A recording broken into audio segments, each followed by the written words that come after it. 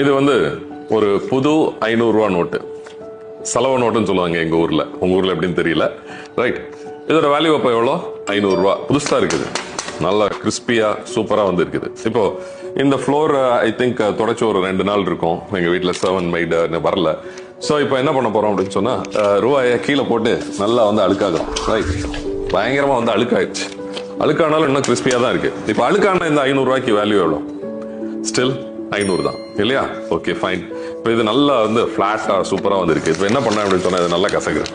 Right, இப்போ இது பயங்கரமா கிரன்ச்ட் ஆயிடுச்சு. இப்போ திரும்ப இதை விரிப்போம். திரும்ப இதை விரிச்சு சரி பண்ணுவோம். இப்போ என்ன, இந்த 500 வேல்யூ என்ன? Still it is 500 rupees. Right, இதோட மாரல் என்ன அப்படின்னு சொன்னா, நோ மேட்டர் உங்களை பத்தி மற்றவங்க என்ன வந்து நினைச்சாலும், உங்களை பத்தி மத்தவங்க என்ன விதமான ஜட்ஜ்மெண்ட்டுக்கு வந்து வந்தாலும், உங்களோட வேல்யூ மாற போறதே இல்லை.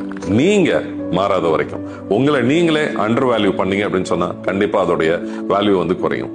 எப்பவுமே சூழ்நிலைக்கு ஏத்தாப்புல உங்களோட வேல்யூவை நீங்களே குறைச்சிக்காதீங்க. No matter whatever people say, you always carry the greatest value, like this 500 rupees note. பிடிச்சிருந்தா லைக் பண்ணுங்க, ஃப்ரெண்ட்ஸோட ஷேர் பண்ணுங்க, உங்களோட கமெண்ட்ஸ் என்ன அப்படிங்கறத கீழே பதிவு பண்ணுங்க. Until next time, Mohammed Riyaz, action coach.